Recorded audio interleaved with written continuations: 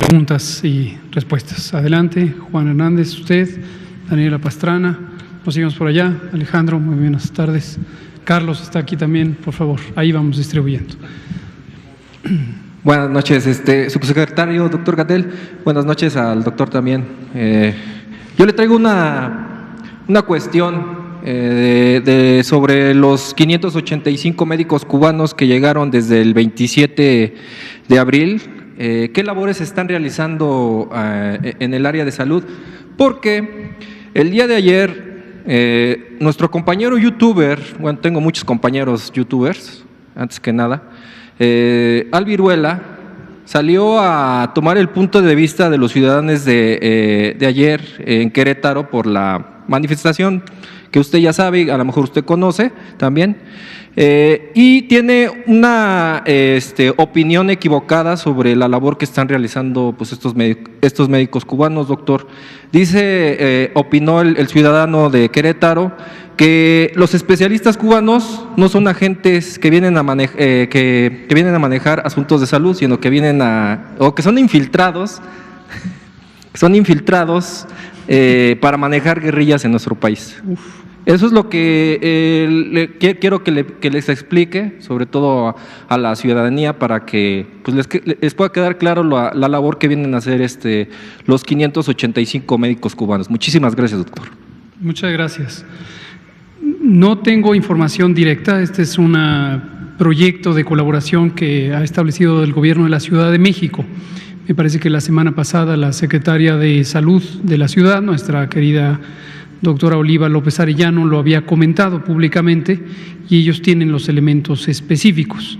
La Ciudad de México, como otras ciudades grandes o como una entidad federativa que tiene un área de colaboración internacional, de relaciones internacionales, que tiene una multiplicidad de proyectos, no solo sino muchísimos otros, y hasta donde conozco indirectamente existen relaciones de cooperación con muchísimos países. Estoy apercibido que ahora ha llamado la atención a algunos segmentos de la sociedad el tema de Cuba como una inquietud especial. Ayer vi una carta conjunta que publican varias mesas directivas de asociaciones gremiales de salud, de medicina, incluida la que yo pertenezco, la Asociación de Microbiología Clínica e Infectología. Y en el texto pareciera generar una gran inquietud el tema de una nacionalidad en particular. No sé por qué. Las relaciones de colaboración han existido en México y en las entidades federativas con muchísimas naciones.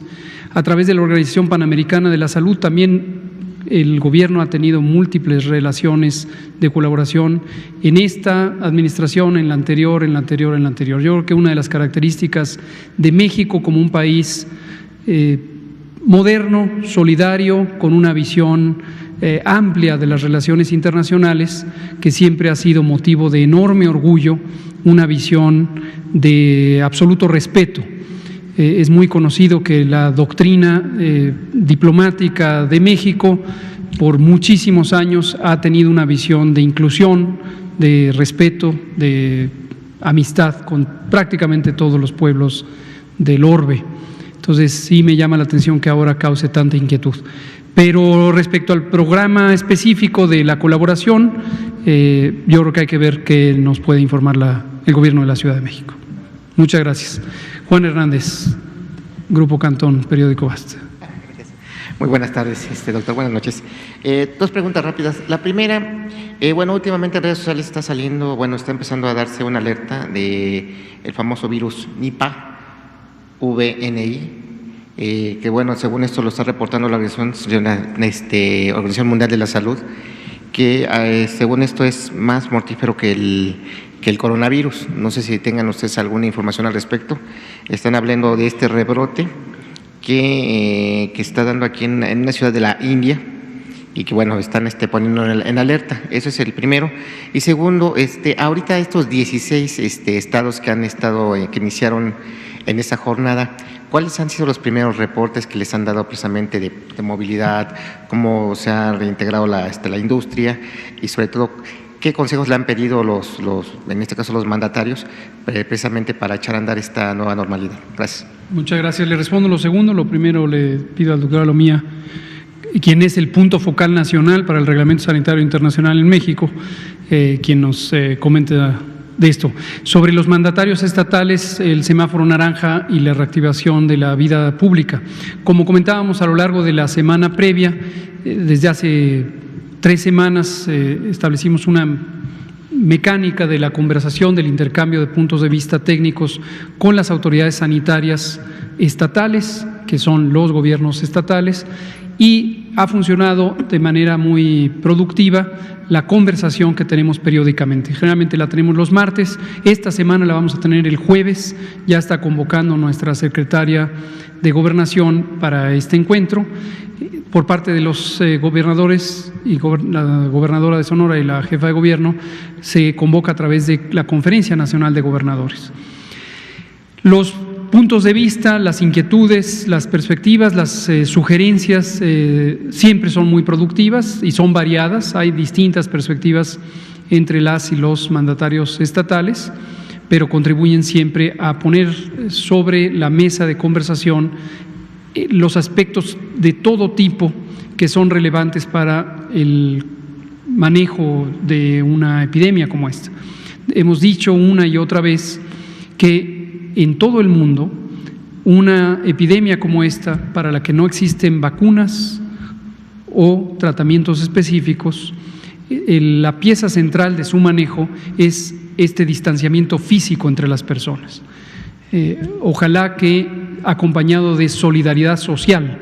A veces el término distanciamiento social puede también confundir, porque no se trata de distanciarnos en la medida en que nos necesitamos unos a otros, pero sí se trata de un distanciamiento físico y una solidaridad social para poder enfrentar el problema.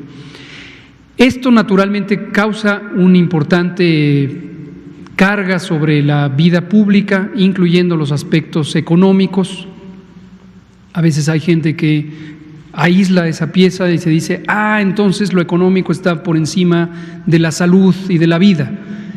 Quererlo simplificar de esa manera me parece que es improductivo.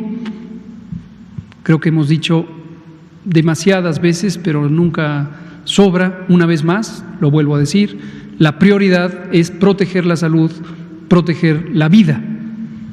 Pero cuando pensamos en la economía, cuando analizamos la economía, cuando hablamos de la economía, nos estamos refiriendo a que de ella depende el bienestar social. Y para mayor claridad, hay personas que podrían estar en grave posibilidad de no alimentarse. Así de claro es el asunto. Hay personas, y no pocas, que viven al día, que no tienen un ingreso fijo, que necesitan salir para poder vender un producto, ofrecer un servicio y obtener su ingreso diario. Viven al día, no tienen ahorros, no están en una nómina, no tienen una red social suficientemente sólida para recibir préstamos, y entonces pueden caer en una bancarrota económica y por consiguiente social. Y esto es muy preocupante, porque además la posibilidad de recuperarse rápido es baja. Por eso es que no podemos perder de vista la importancia del aspecto del bienestar social. No me extraña que personas que tengan garantizados sus ingresos les parezca un poco más remoto visualizar que la mitad del país vive al día. Pero esa es la realidad. La economía mexicana por muchos años ha sido extremadamente desigual, inequitativa. Y esto se profundizó en las últimas décadas, 3 o 4 décadas. Entonces, por eso es muy importante. En este sentido, los gobiernos estatales, retornando a su pregunta, me parece que en su mayoría han tenido una visión bastante amplia para considerar los aspectos inmediatos de la protección de la salud, enfocado a evitar contagios o disminuir la probabilidad de contagios del virus SARS-CoV-2, pero también considerar la necesidad de reactivar los elementos de la vida pública que permitan a las personas satisfacer necesidades fundamentales. Entonces, eso es lo que ha ocurrido. En la configuración del semáforo hemos dejado muy claro la importancia de tener una sola metodología, que la tenemos, pero también hemos destacado que eso no debe interpretarse como una restricción para los gobiernos estatales que puedan ejercer sus atribuciones como autoridad sanitaria y tomar decisiones. Si reciben una calificación de naranja y consideran localmente que en todo el estado o en algunas regiones del estado se debería tener restricciones mayores a las recomendadas para el color naranja, lo pueden hacer. Nada se los impide y cuentan con nuestro respaldo porque confiamos en que su apreciación de la realidad epidemiológica y social a nivel local es más exacta, más elaborada, más completa que lo que podríamos tener nosotros en el nivel federal. Muchas gracias, Juan. El virus. Sí, por favor. Comentar precisamente la unidad de inteligencia epidemiológica de la Dirección General de Epidemiología, hemos comentado en varias ocasiones, una de sus actividades diarias es precisamente realizar un monitoreo de medios, no solamente medios nacionales, sino también medios internacionales, y estar al pendiente. Precisamente en el corte que nos compartieron el día de hoy a las 5 de la tarde, nos hacen referencia a estas notas que han estado circulando en relación a un brote de este virus Nipah, esta enfermedad, en la India, ¿no? Algunos medios han asociado la presencia inclusive de probablemente 18 defunciones. Lo que nosotros hacemos lógicamente es rápidamente ir a consultar las fuentes oficiales de la OMS. En las fuentes oficiales de la OMS o a través de la comunicación segura que mantenemos como responsables del Reglamento Sanitario Internacional en México, aún no hemos recibido, digamos, información ampliada a la que está circulando. Es un evento, todo indica, reciente o que al menos se está identificando como tal, y lógicamente es un evento que es de interés de seguimiento. Por lo tanto, la misma unidad estará no solamente continuando con el monitoreo para ver a qué se puede referir o de qué exactamente son los casos, sino más bien y más importante al posicionamiento que en algún momento haga de manera oficial la Organización Mundial de la Salud, ya que todo esto conlleva a empezar a medir los riesgos potenciales que pudieran tener, no en este caso específicamente para México, sino en la región en donde se presenta, si esto tiene una implicación de dispersión en un momento determinado en la zona y si esto puede poner en riesgo, digamos, a otros países. Entonces, esto es algo lógicamente de un trabajo muy local que en su momento deberán de realizar los expertos y sobre todo las regiones que operan la Organización Mundial de la Salud, y nosotros nos mantendremos atentos a cualquier información oficial o indicación que dé esta organización. Gracias. Usted, Daniela Pastrana, Carlos Guzmán. Sí, buenas noches, doctor. Juan Carlos Machorro, reportero. Doctor, ¿qué opinión le merece que esta mañana el Premio Nobel mexicano Mario Molina haya dicho que el uso del cubrebocas es una cuestión imperativa y pues con base y con las reuniones que él ha tenido con otros expertos? Eso no sé si ahonde en esa polémica de se usa, no se usa, qué tanto sirve, qué tanto no sirve, qué opinión le merece. Y otra pregunta, si me permite rápido. Ya nos han explicado la cuestión de los deportes masivos que se deben llevar a cabo a puerta cerrada, pero en el caso de las actividades deportivas universitarias o de menores de edad, ¿tendrían ese mismo trato o estas, llamémosle ligas deportivas como las de fútbol americano que empiezan creo que como en 2 meses, ONEFA, CONADEI, etcétera, podrían tener otro trato porque su público y quienes lo realizan ese deporte pues son gente menores de 20 años que son la población menos contagiada? O sea, ¿podrían llegar a tener un trato diferente, si se puede decir esa palabra? Gracias. Muchas gracias. Respecto a lo que presentó esta mañana el doctor Mario Molina Enríquez, desafortunadamente no pude ver la presentación, pero tengo conocimiento de la publicación que recientemente hizo en esta revista de la Academia de Ciencias de Estados Unidos. De hecho, tengo el privilegio de que el propio doctor me mandó su artículo un par de días antes de la publicación, cosa que le agradezco. Tengo un enorme respeto por el doctor Mario Molina, considero que desde luego es un orgullo de la ciencia mexicana y me parece muy bien que contribuya a la reflexión científica y a la evidencia útil. La pieza en sí misma, el artículo, vale la pena revisarlo en detalle, creo que contribuye a algunos elementos de evidencia que deben conjuntarse para tener una idea más acabada sobre los potenciales beneficios del uso de cubrebocas y también sobre sus límites.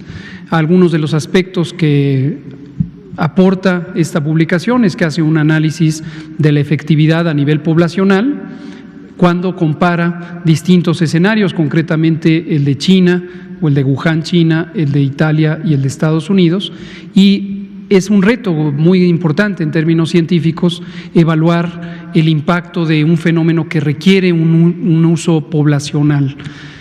Justamente parte de las limitaciones que tiene varios de los artículos previamente publicados es que si bien evalúan de manera experimental o basados en modelaciones matemáticas el potencial impacto de los cubrebocas en reducir la transmisión de coronavirus, se basan en el enfoque individual, en el enfoque de la persona y cómo reduce la cantidad de partículas virales que son propagadas.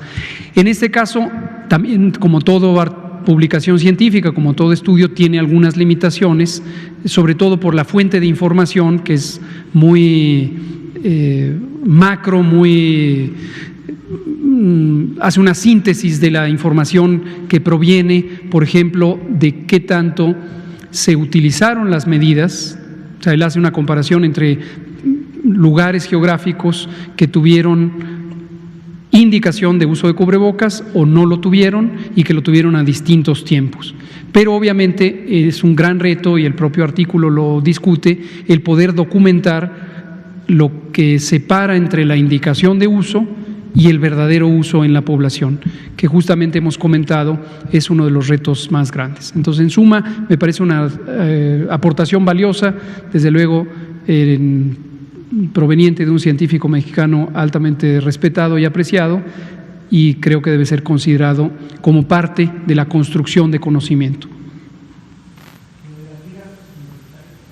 Ligas universitarias, independientemente de universitarias o no, y de la edad del posible público, hemos identificado, y lo hemos comentado a lo largo de los últimos días, o los días más recientes, el número de personas que accede al espacio público y la movilidad, el rango de movilidad o el intervalo de movilidad de esas personas son las dos variables más relevantes que determinan la probabilidad de una reemergencia o rebrote o continuidad de la epidemia, y también del tamaño que se puede esperar tenga esos rebrotes. Entonces, de momento no es deseable que aquellos lugares que estén ni en semáforo rojo ni en semáforo naranja empiecen a tener este tipo de congregaciones masivas. Hay que esperar cuando haya una menor intensidad epidémica. Muchas gracias. Carlos Guzmán y Daniela Pastrana. Y ustedes, por allá, Alejandro. ¿Qué tal, doctor Gatell, doctora Lomía? Buenas noches. Carlos Guzmán de ABA Noticias. Ya una pregunta ya la comentó al principio del compañero Víctor, pero sí me gustaría si nos pudiera precisar qué tanto estos médicos cubanos, enfermeras cubanas, realmente le están quitando un lugar, como argumentan algunos especialistas, a los mexicanos, a los formadores, a los que se forman en México, como argumentan. ¿Qué tanto, desde su punto de vista, usted como especialista en epidemiología en la salud, siendo que no hay especialistas de este calibre en México, qué tanto le vienen a quitar el lugar a los mexicanos, como argumentan ellos? Y una segunda pregunta, doctor. Siempre. Muchas gracias. Retomando sobre el tema de los médicos cubanos, insisto, este es un proyecto de la Ciudad de México y están los pormenores, creo que vale la pena preguntarle al gobierno de la Ciudad de México. Sin embargo, son 500 y tantos, ¿no? Un poquito menos de 600 personas. Tenemos un déficit histórico de personal de salud en nuestro Sistema Nacional de Salud. Por histórico me refiero a que por más de 10 o 15 años se conoce que no se ha logrado satisfacer ni la contratación ni la formación de personal de salud, específicamente o especialmente médicos y médicas y sobre todo especialistas en los distintos campos de la medicina. Estamos hablando de más de 240,000, según algunos cálculos que ha hecho, por ejemplo, el Banco Mundial o la OCDE o la propia Organización Mundial de la Salud. 240,000 menos de 600, ¿no? ¿Cuántos me dijo usted? 585. 240,000. 585. Aprecio difícil, aún sin conocer los pormenores de esta colaboración, que eso pudiera representar un reto para las oportunidades laborales de las personas profesionistas de la salud en México. Recordarán ustedes que cuando empezó COVID se abrió la convocatoria de médicos del bienestar y el doctor Esbarch del INSABI presentó aquí en varias ocasiones los detalles del tipo de profesionistas que nos hacían falta: infectólogos, infectólogas, personal de medicina crítica, especialistas en terapia intensiva, inhaloterapeutas, neumólogas y neumólogos, anestesiólogas y anestesiólogos, por considerar solo algunos de los que tengo en este momento en mente. Y se abrió la convocatoria. Estábamos buscando más de 45,000 personas. Lo fuimos obteniendo lentamente. Tenemos ahorita, si no tengo mal el dato más reciente, un poco más de 42,000 profesionales de la salud que han sido contratadas y contratados.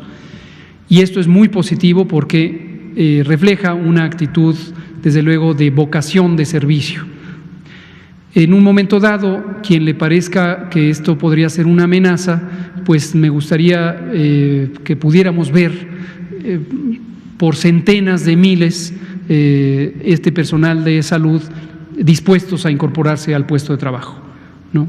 No considero que pudiera ser una amenaza. Tenemos otras colaboraciones que el país o los estados han establecido en otras ocasiones, por ejemplo, con organizaciones internacionales de asistencia o fundaciones, Médicos del Mundo, Médicos Sin Frontera, que han actuado en México en varios contextos cuando hay desastres naturales y demás. Entonces, no veo por qué ante una condición de emergencia pudiera representar un peligro que 585 profesionistas se integraran a un universo donde hay una carencia de 240,000 profesionales. Retomando esta parte de los médicos, ya para cerrar el tema, si nos puede adelantar si ya hay alguna fecha para que estas becas que anunció el presidente López Obrador se comiencen a otorgar para especializar a los médicos y a las enfermeras en el extranjero y aquí en México. Y finalmente, doctor, o al doctor Alomía, si me permite, con el cambio del semáforo de color rojo a naranja, aquí en la Ciudad de México, se comentaba que incluso podría haber posibilidad de eventos cerrados en cuanto a nivel deportivo. Este fin de semana va a haber un evento de boxeo, por una televisora, la televisora de la Jusco, que estaba en proceso, pero el día de hoy hay un comunicado por parte de la Secretaría de Salud que encabeza la doctora Oliva, que no está permitiendo este evento. ¿Le ha comentado algo al respecto? ¿Hay alguna información que nos pueda No precisar? tengo conocimiento sobre este evento.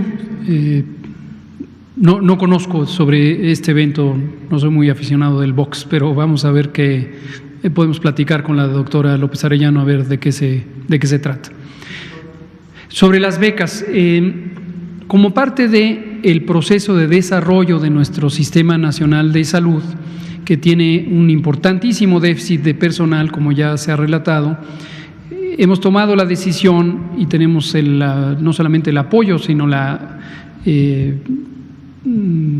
instrucción del señor presidente de buscar todos los mecanismos que hagan posible que se incremente el número de oportunidades para la formación de médicas y médicos en especialidades clínicas. Tradicionalmente se abrían un poco menos de 10,000 campos clínicos en las distintas especialidades cada año a través de un concurso, un examen de concurso que es el examen de selección para residentes, para formar sus especialidades, y esto tenía un límite, una cuota que era, insisto, en menos de 10,000.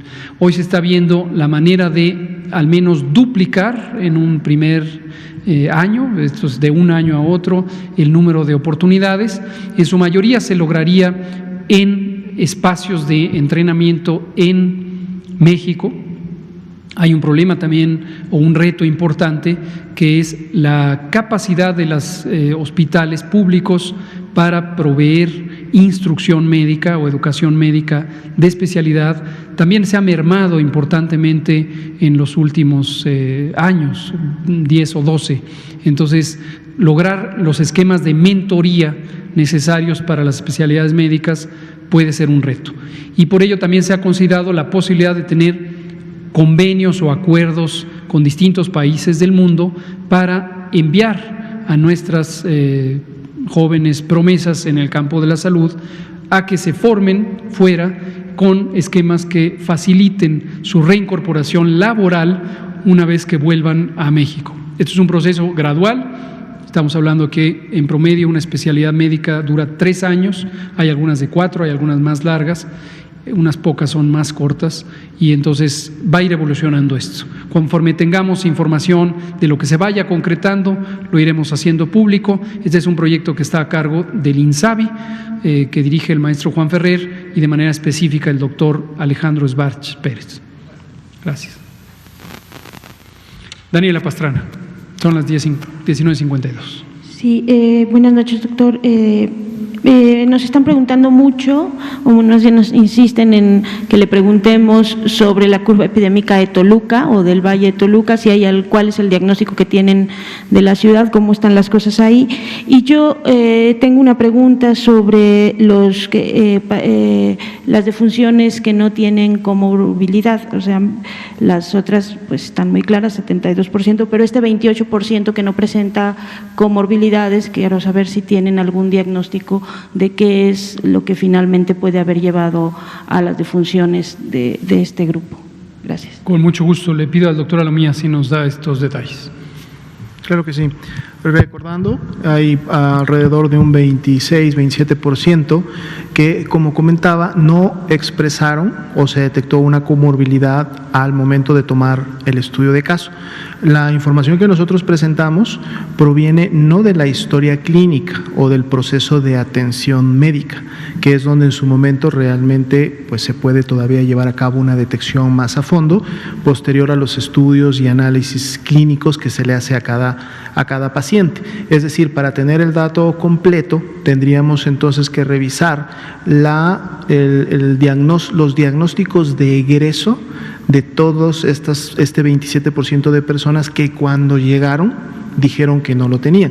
El estudio de caso normalmente se enfoca en este caso a registrar las determinantes de la enfermedad, la información, las variables, la fecha de inicio de síntomas, los antecedentes de viaje o movilización, los contactos, el lugar donde se encuentra la persona, y tiene en menor cantidad un enfoque, digamos, al proceso de atención médica como tal, porque es el componente precisamente epidemiológico que pretende rápidamente identificar al menos datos importantes para poder tener información oportuna. Entonces, cuando a una persona se le hace la entrevista y se le pregunta si tiene alguna de estas comorbilidades, la persona a lo mejor puede no conocer que las tiene y su respuesta es no, y eso es lo que se registra en el estudio de caso. Sería importante, a lo mejor es algún planteamiento que vamos a hacer a los grupos correspondientes que nos ayudan con análisis, que precisamente enfoquemos a este porcentaje de 26-27 y a lo mejor a través de un muestreo aleatorio en los hospitales donde fueron atendidos o egresaron, ver finalmente cuáles fueron sus diagnósticos de egreso, o sea, más allá de que sabemos que tuvieron COVID-19, que es de hecho el enfoque de la presentación, saber si en este grupo además detectaron que la persona era diabética, detectaron que la persona era hipertensa, que tenía alguna enfermedad o algún tipo de tratamiento que le producía inmunosupresión y que la persona no lo sabía, ¿no? Entonces, este porcentaje hay que tomarlo con ese cuidado de que todavía no es una información completamente a fondo y no pudiéramos decir en este momento que efectivamente esa proporción de personas no tenía ninguna comorbilidad detectada, ¿no? Habría que hacer un estudio más a fondo para poder afirmarlo. Toluca. ¿De Toluca te parece? De Toluca, lo que hemos visto en los últimos cortes que hemos estado haciendo de las diferentes proyecciones y de la carga de enfermedad es que sí se ha notado un incremento en la ciudad, porque esta se ha estado evidenciando en las curvas que se realizan del Estado de México.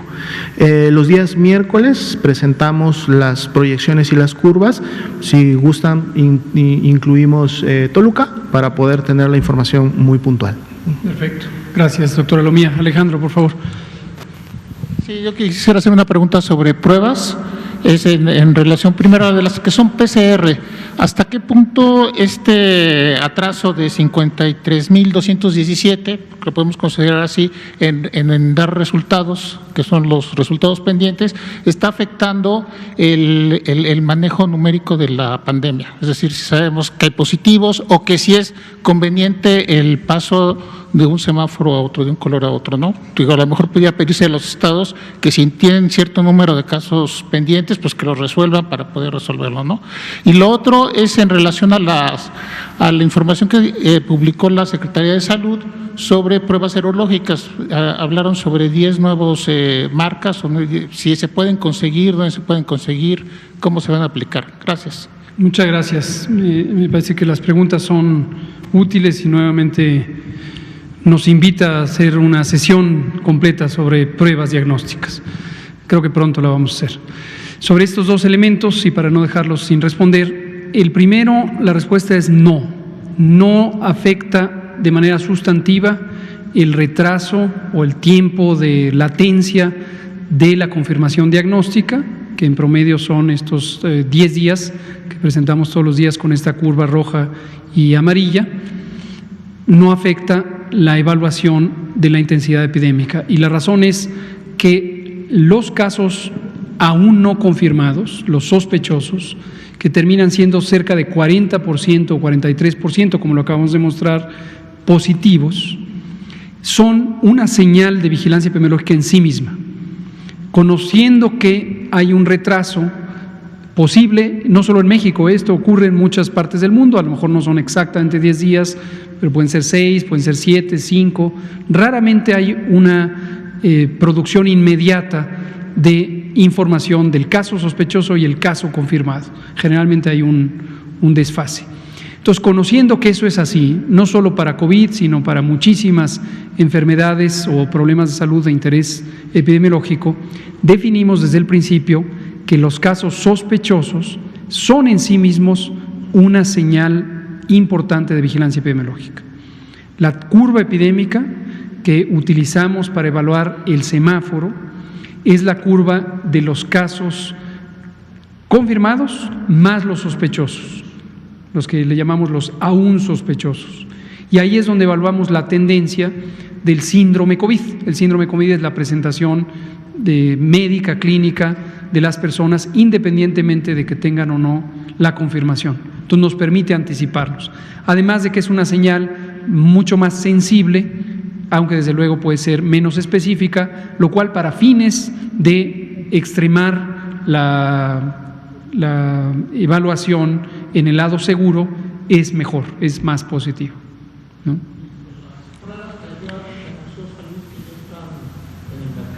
Eso es. Aquí tenemos, todavía no existe una posición oficial de la Secretaría de Salud, la estamos preparando. Entonces aquí lo que tenemos es COFEPRIS, la Comisión Federal para la Protección contra Riesgos Sanitarios, autorizó con ciertos límites en el contexto de la emergencia algunas pruebas rápidas. Y estas pruebas rápidas están autorizadas para el uso con ciertos límites, lo que de ninguna manera, enfatizo, de ninguna manera, vuelvo a enfatizar, de ninguna manera debe interpretarse como una recomendación de la Secretaría de Salud para utilizarlas. La posición formal que estamos preparando, que está preparándose con un cuidadoso análisis técnico de la evidencia científica y técnica sobre el desempeño de estas pruebas, sobre las mejores prácticas de lo que se hace en otras partes del mundo, y que nos ha llevado cierto tiempo porque estamos haciendo precisamente consultas directas con otros gobiernos y con la Organización Mundial de la Salud. Pero hacia donde apunta, no quiero adelantar vísperas, es a ratificar que hasta el momento las pruebas rápidas no representan un instrumento de diagnóstico útil para el diagnóstico confirmatorio de COVID, dado que tienen muy baja sensibilidad y muy baja especificidad, que son los dos atributos fundamentales de las pruebas diagnósticas para poder distinguir con certeza verdaderamente quienes realmente tienen exposición al virus y quienes realmente nunca tuvieron exposición al virus. Entonces, esa es la posición hasta el momento, todavía no la publicamos como formal, pero no debemos confundir la autorización sanitaria de estas pruebas como una recomendación de la Secretaría de Salud de utilizarlas, porque no hay recomendación en ese sentido. Muchas gracias, Alejandro. Son las 20:01. Aquí vamos a tener que parar, pero mañana podemos retomar. Muchas gracias por sus cuestionamientos.